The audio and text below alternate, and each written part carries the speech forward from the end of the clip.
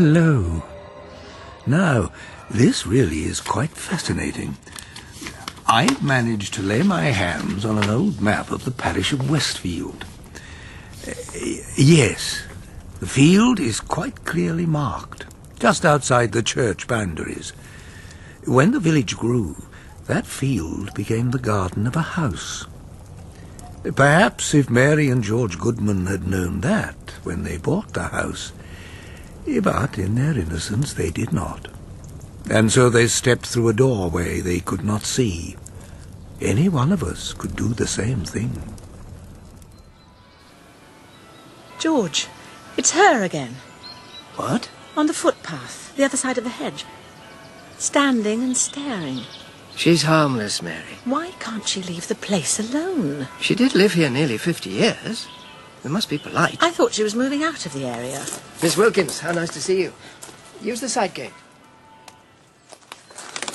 How are you settling in at the old place? Quite a new place by the time Mary is finished. You've been so kind the way you've let me visit. Anytime. George.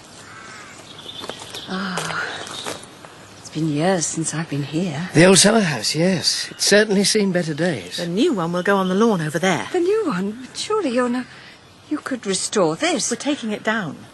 The view of the church will be perfect once it's gone. And there'll be a rose garden here. I shall sit and sketch. It'll be ideal. Oh. It's been there an awfully long time. It was there before me, you know. Do you really think... It must be quite unsettling, seeing all the changes happening to a place where you've spent so long. Come and have some tea, Miss Wilkins.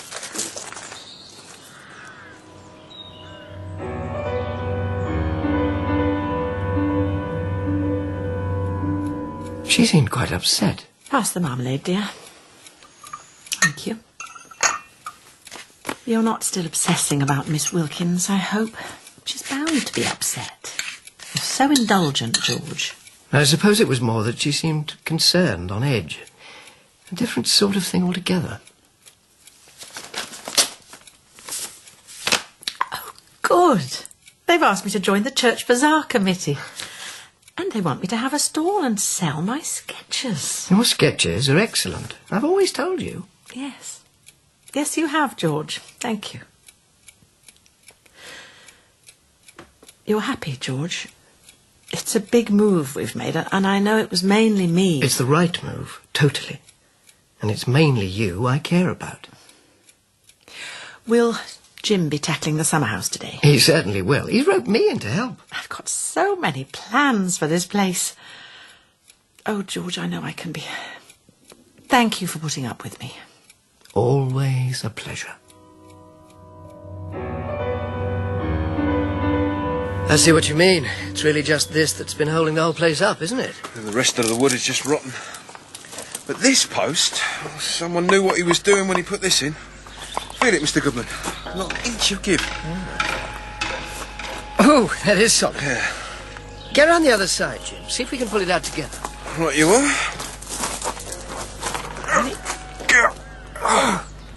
Yeah, it's starting to go. You push and I'll pull. What? What did I say? Got it!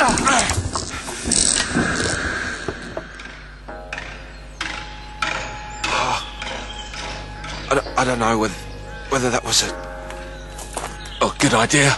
Jim, are you all right? I made Jim take the rest of the day off.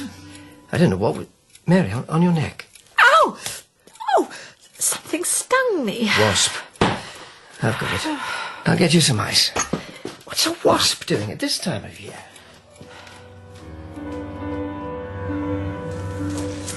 Oh, Miss Wilkins, I didn't expect you. So, the summer house gone. And here it is, the post out of the ground. Brutal-looking thing. I hope these changes don't upset you. Oh, it was just something from the past. Tell me. Get it out of your system. People nowadays are keen on that, aren't they? I'd been looking for my brother, Frank, to fetch him for supper. I thought he might be hiding, but here he was, asleep on the bench in the old summer house, arm wrapped round that very post. The look on his face, I thought he might be ill, or even... He was all right. I shook him and I told him to wake up. And wake up he did, with a scream. He was beside himself with fright. Nanny had to sit up with him all that night. But at last he told me he'd been dreaming. Where were you on the 19th of October? Be this written by your own hand? In the name of the King, speak up, sir, so that this court can hear your answer. Every question seemed directed against him, as if the judge had already made up his mind of his guilt. Then he was out of doors on a raw morning with snow about. He was being led to a wooden platform. There was a fire burning nearby, and he knew that something unspeakable was going to happen to him. At the height of his terror, I woke him. Extraordinarily unpleasant dream. Dream, yes. Mr. Goodman, just how could a boy of 7 have such a vivid idea of what went on in a court? A court that seemed to belong in an earlier century. What sort of dream is that? Frank would never speak of it again, although I did ask. Not long after, my father had the summer house repaired. His gardener came to the post and he said, "We won't be moving that. He's fast enough down there, and so he should stay." When I asked him what he meant, he wouldn't say. But there, the post is out now. Though really, looking at it whole, as it were, I'd call it a stake, wouldn't you?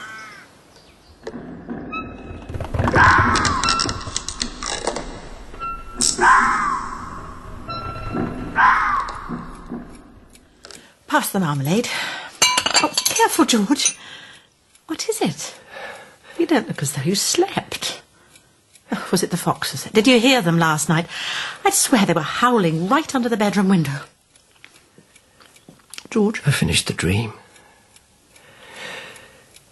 Frank's dream that I told you about. It was a trial.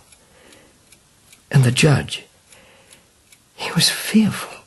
He twisted everything I said. Dates, places. And I knew how it was going to end. And I was afraid.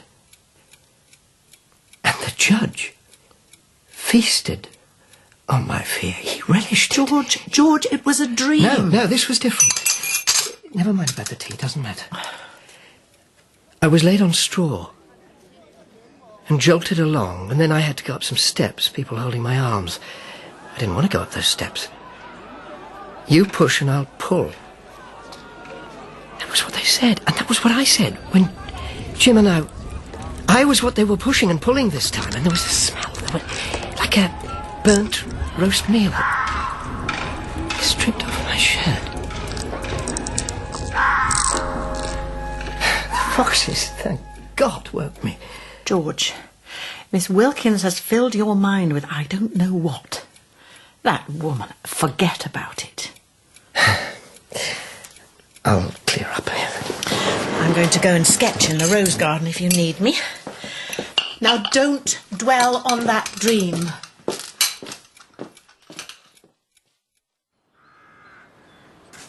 All right then, Mrs. Goodman. Oh, Jim, good to see you back. Ah. Yes. Those bushes over there, Jim. A moment ago, is it my imagination? I thought I saw... Well, it looked like a face, but not wholly real. I thought it was a cardboard mask, the sort people wear on Guy Fawkes night. It might have blown into the bushes. Well, can't see anything. November was a month ago. Yes, of course it was. Thank you.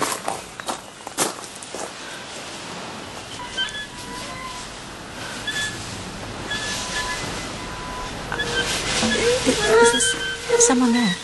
George? Who is that?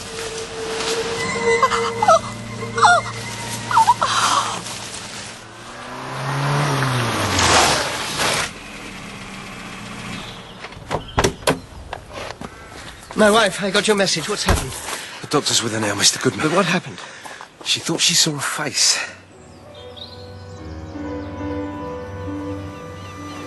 I told you Brighton would blow the cobwebs out of us. You were right, George. Your dream and what I thought I saw. Blown away, like the foam on the waves. A honeymoon hotel. What a lovely treat. I really don't deserve you, George. I hardly want to go back.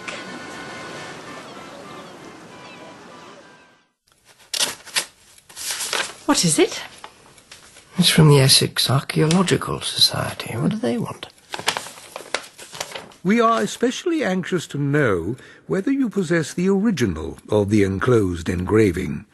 It represents Sir William Nash, a judge who played a prominent part in persecuting those alleged to have taken part in the Popish plot at the end of the 17th century. The traitors, cut open, their own entrails burned in front of them before they hanged. Dear God. The engraving. Oh, that face. I saw that face in the flesh. It may also interest you to hear of a curious entry recently found in the registers that the parish was so much troubled after the death of Sir William that the rector of Westfield summoned the parsons of all the neighbouring areas to disinter him and lay him according to the ancient way to his final rest, which they did. The entry ends by saying, "The stake is in a field adjoining to the churchyard of Westfield." Perhaps you can let us know if any knowledge of this tradition is current in your parish. It really is a very good likeness. I thought it was a mask, but it wasn't. They're treating you well. Mary? Do we really need to sketch it again? Oh, I must get it quite right. It was a face, peeping out, all smooth it was, and pink and smooth. The jaws were clean-shaven and the eyes tightly shut. It had little drops of sweat on its forehead. Mary. Oh, I didn't get it quite right. And the mouth of the face was open, and just one tooth showed below the upper lip. It's such a good likeness. Now, here's nurse. I'll stay for lunch. Shall I? Thank you, George. I don't know how you put up with me. Oh, Mary. Always a pleasure.